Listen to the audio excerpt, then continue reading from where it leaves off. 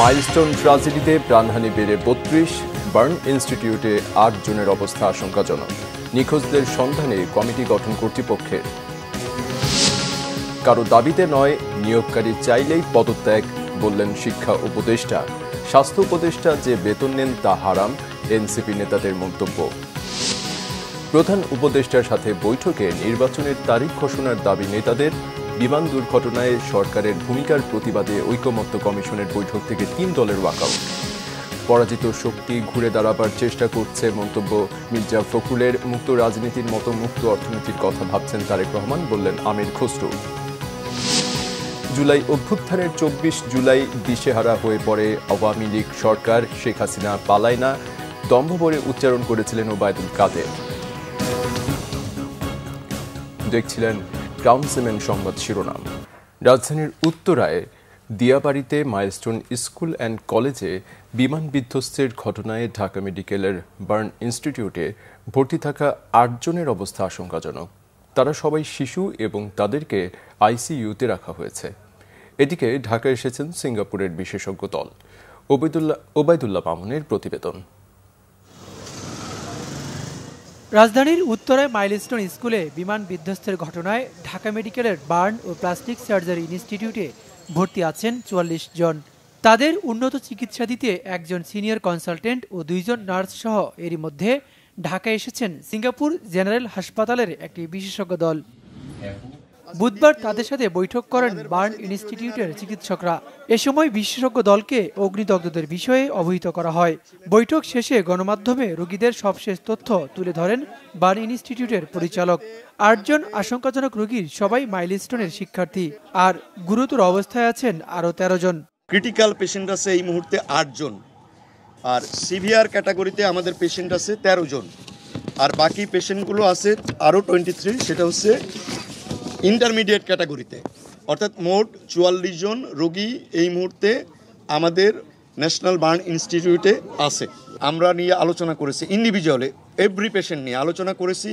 আমরা আমাদের মতামত, ওনার মতামত, এর ভিত্তিতে প্রত্যেকটি পেশেন্টের জন্য আলাদা আলাদাভাবে চিকিৎসা, অর্থাৎ কীরকম ড্রেসিং হবে, কারোর অপারেশন প্রয়োজন হবে কিনা, ওষুধের কোনো চেঞ্জ হবে কিনা, এইগুলো আমরা ক্যাটাগরাইজ করেছি।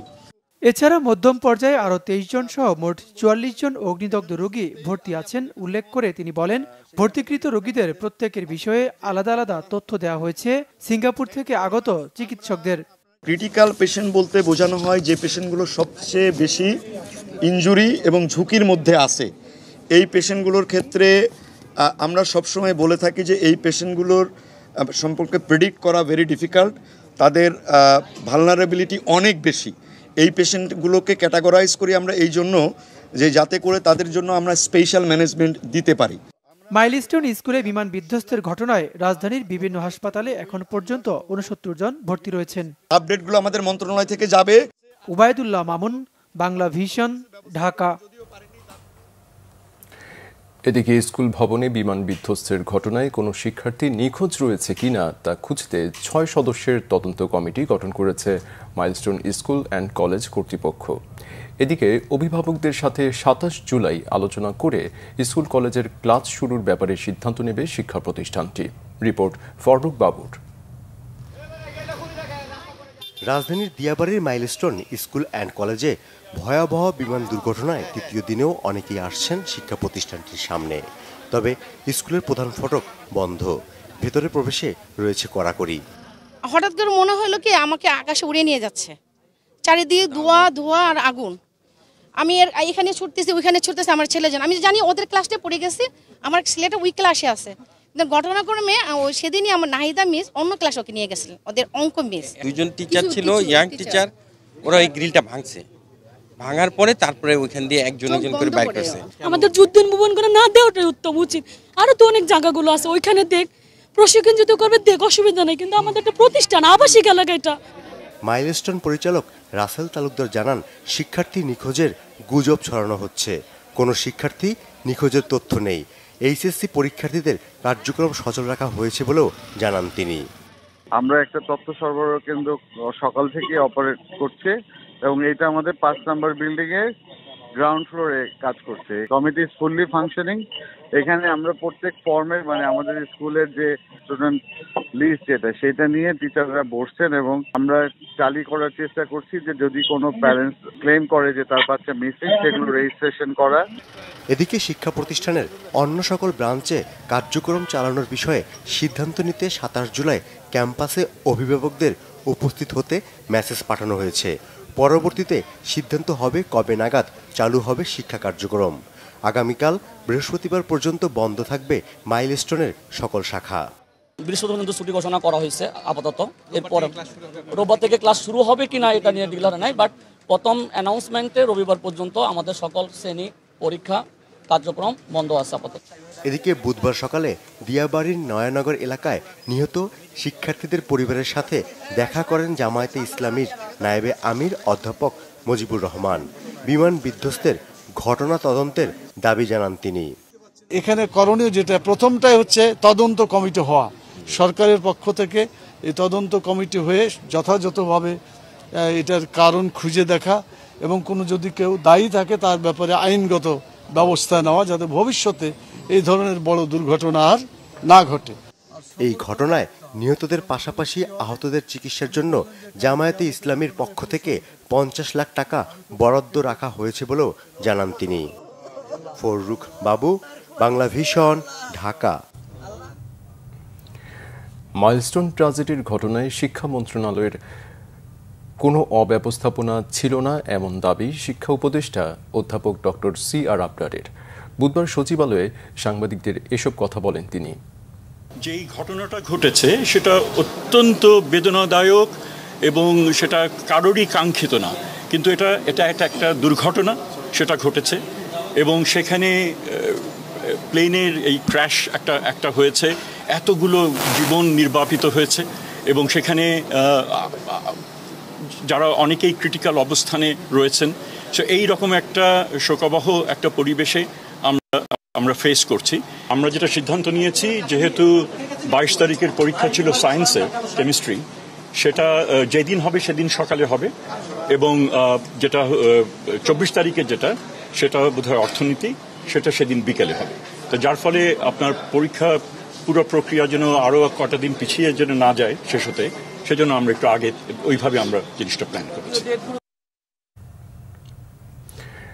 জাতীয় নাগরিক পার্টি এনসিপির দক্ষিণাঞ্চলীয় মুখ্য সমন্বয়ক হাসনাত আব্দুল্লাহ বলেছেন, বেতন ভাতা ফেরত দিয়ে স্বাস্থ্য উপদেষ্টাকে পদত্যাগ করতে হবে। দুপুরে চাঁদপুর বাস স্ট্যান্ড এলাকায় এক পথসভায় তিনি এই কথা বলেন। হাসনাত আব্দুল্লাহ বলেন, দলমত নির্বিশেষে ফ্যাসিবাদ বিরোধী শক্তিকে ঐক্যবদ্ধ থাকতে হবে। অন্তর্বর্তী সরকারের কাছে অনেক প্রত্যাশা থাকলেও আইন শৃঙ্খলা ও স্বাস্থ্য ব্যবস্থা আগের মতো রয়েছে। সমাবেশে আরও বক্তব্য রাখেন এনসিপির কেন্দ্রীয় মুখ্য সমন্বয়ক নাসির উদ্দিন পাটোয়ারি, উত্তরাঞ্চলীয় মুখ্য সমন্বয়ক সার্জিস আলম সহ অন্যরা। এর আগে সার্কিট হাউসে জুলাই অভ্যুত্থানে শহীদ পরিবারের সদস্যদের সাথে কথা বলেন দলটির কেন্দ্রীয় নেতারা। সরকার আমার শহীদ পরিবারের, আমার সন্তান হারানো মায়েদের, ভাই হারানো ভাইদের এই যে টাকা, এই যে দায়বদ্ধতা, সেটা এই বাংলাদেশে মৃত্যুর পূর্ব পর্যন্ত কোনোদিন এড়িয়ে যেতে পারবে না। আমাদের একজন স্বাস্থ্যমন্ত্রী আছে বাংলাদেশের, ছিলেন ওনাকে, উনি ডক্টর মোহাম্মদ ইউনূসের ভাই ব্রাদার কোটায় আসছেন। ডক্টর মোহাম্মদ ইউনূসের স্বজনপ্রীতির সবচেয়ে বড় এক্সাম্পল হচ্ছে স্বাস্থ্য উপদেষ্টা। উনি যে বেতনটা নেয়, এই বেতনটা হারাম হবে। উনি যে গাড়িটা চলে সরকারের টাকায়, এটা হচ্ছে জনগণের সাথে বেইমানি। এই স্বাস্থ্য উপদেষ্টা এটা কোনো কাজের না, উনি কিচ্ছু বুঝে না।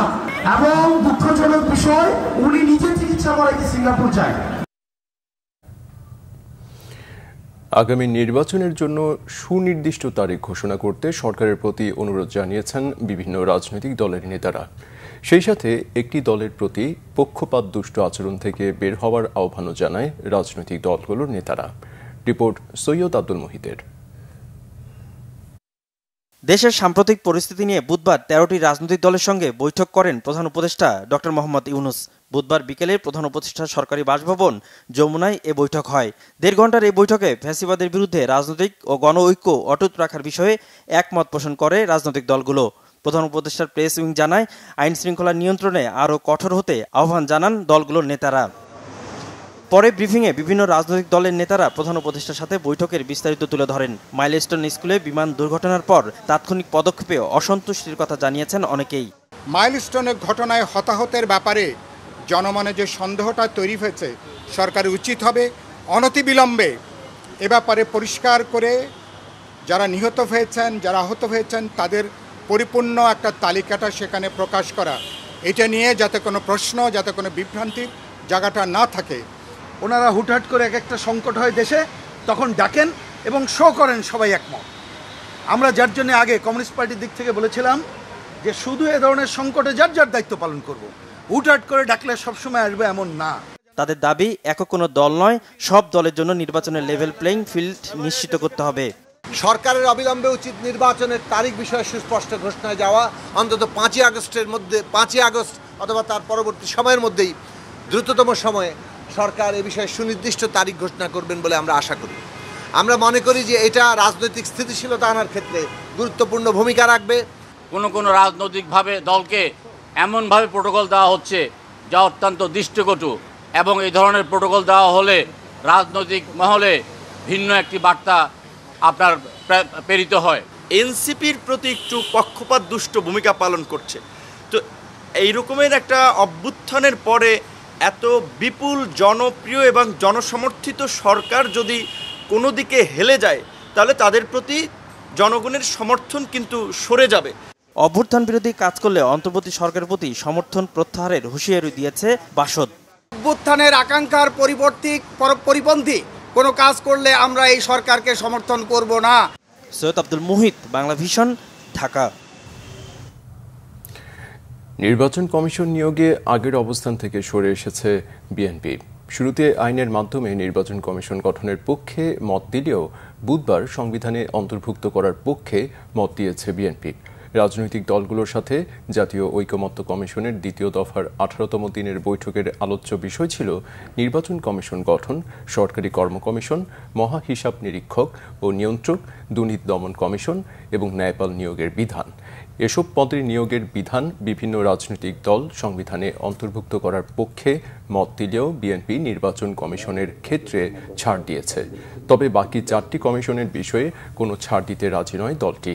এক্ষেত্রে 7 জনের জায়গায় 5 জনের সিলেকশন কমিটি গঠনের সুপারিশ করেছে বিএনপি। সিলেকশন কমিটিতে থাকবেন সংসদ নেতা, স্পিকার, প্রধান বিরোধী দল থেকে ডেপুটি স্পিকার এবং প্রধান বিচারপতির একজন প্রতিনিধি। এর আগে মাইলস্টোন ইস্যুতে সরকারের আচরণের প্রতিবাদে সিপিবি, বাসদ ও বাংলাদেশ জাসদের প্রতীকী ওয়াকআউটের মধ্য দিয়ে শুরু হয় জাতীয় ঐকমত্য কমিশনের সভা। পরাজিত শক্তি আবার ঘুরে দাঁড়াবার চেষ্টা করছে মন্তব্য করেছেন বিএনপির মহাসচিব মির্জা ফখরুল ইসলাম আলমগীর। তিনি অভিযোগ করেন, সাম্প্রতিক সহিংসতায় বোঝা যাচ্ছে যে এগুলো নির্বাচন বানচালের ষড়যন্ত্র। রিপোর্ট করছেন সিকান্দার রেমান। বিএনপি চেয়ারপারসনের গুলশান কার্যালয়ে দলের মহাসচিব মির্জা ফখরুল ইসলাম আলমগীরের সাথে বৈঠক করেন ক্ষুদ্র নৃগোষ্ঠীর প্রতিনিধি দল। পরে বিএনপি মহাসচিব জানান, মঙ্গলবার রাতে প্রধান উপদেষ্টার সাথে বৈঠক করেছে বিএনপি। এই বৈঠক আরো বেশি হওয়া দরকার বলে মনে করেন তিনি। পূর্বের যে commitment to cooperate with the এই আপনার সরকারের সঙ্গে, আপনার গভর্নমেন্ট যে আন্তর্জাতিক সরকারের সঙ্গে আপনার তাদের সঙ্গে সহযোগিতা করা, সর্বাত্মক সহযোগিতা করবার জন্য আমরা আলোচনা করেছি এবং একই সঙ্গে নির্বাচন প্রক্রিয়াকে দ্রুত করা, ত্বরান্বিত করা এবং ওনার যে প্রতিশ্রুত যে ফেব্রুয়ারির মাঝামাঝি সময়ে নির্বাচন দেওয়া হবে, সেটা আমরা মনে করি যে ওনারা যে অতি দ্রুত সেই ব্যবস্থা গ্রহণ করা উচিত। বিএনপি মহাসচিব জানান, সচিবালয়ে হামলায় প্রশাসনিক জটিলতা তৈরি হয়েছে। এর আগে গোপালগঞ্জেও হামলা হয়েছে। এর মধ্য দিয়ে পরাজিত শক্তি আবারও ঘুরে দাঁড়াবার চেষ্টা করছে বলে মন্তব্য করেন তিনি।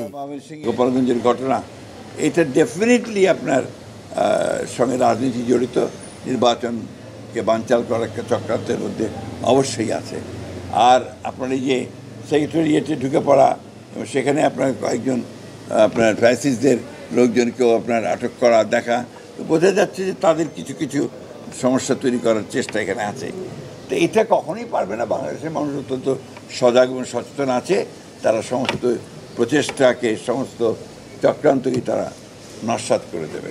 বিএনপি মহাসচিব জানান, রাজনৈতিক দলগুলোর মাঝে আলোচনা সমালোচনা রয়েছে, তবে কোনো বিভেদ নেই। এটাই গণতন্ত্রের সৌন্দর্য। রাজনীতির নিয়মটাই তাই। সিকান্দার রেমান, বাংলা ভিশন, ঢাকা।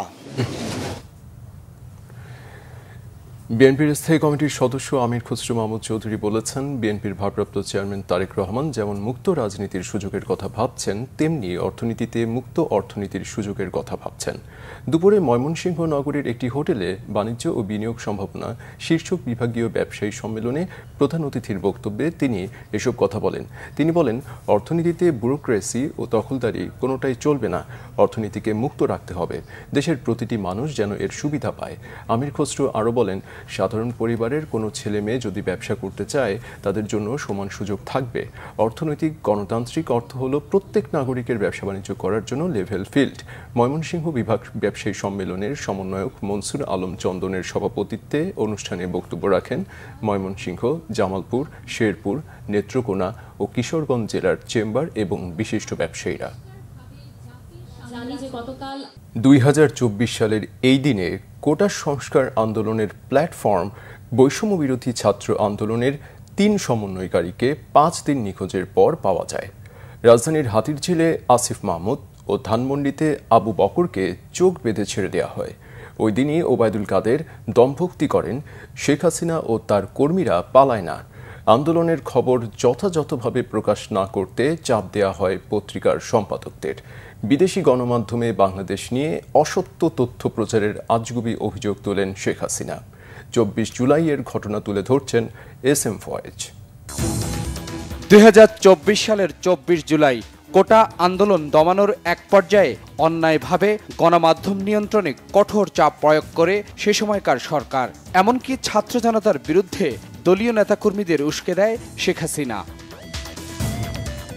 আন্দোলনের খবর যথাযথভাবে প্রকাশ না করতে সম্পাদকদের সংগঠন এডিটর্স গিল্ডের নেতাদের সাথে সেই সময় মত বিনিময় করেন দেশ থেকে পালিয়ে যাওয়া সাবেক প্রধানমন্ত্রী।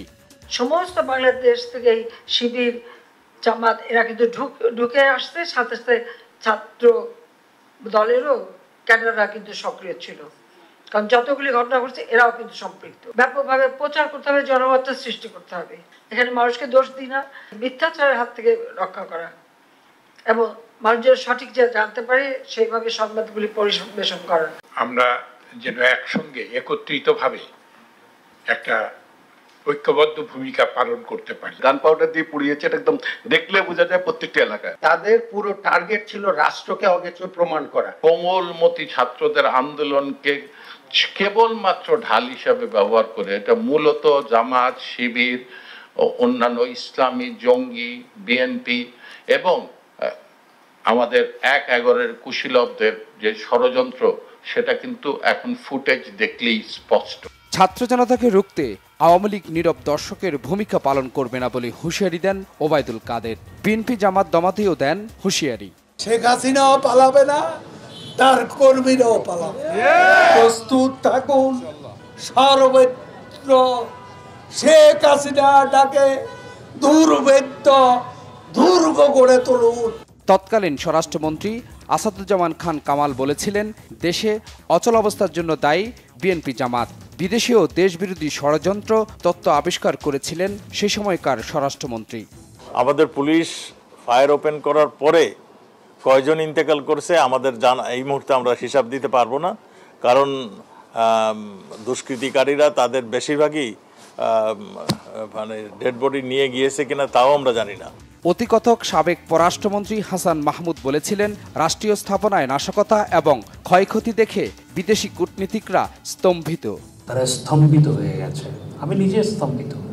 বিদেশে বিভিন্ন জায়গায় গুজব ছড়ানো হচ্ছে এবং সেখানে স্বাধীনতা বিরোধী বিএনপি জামাত চক্র, জঙ্গি গোষ্ঠী, তারা অনেক জায়গায় সেখানকার পাকিস্তান কমিউনিটির সহায়তা নিয়েছে।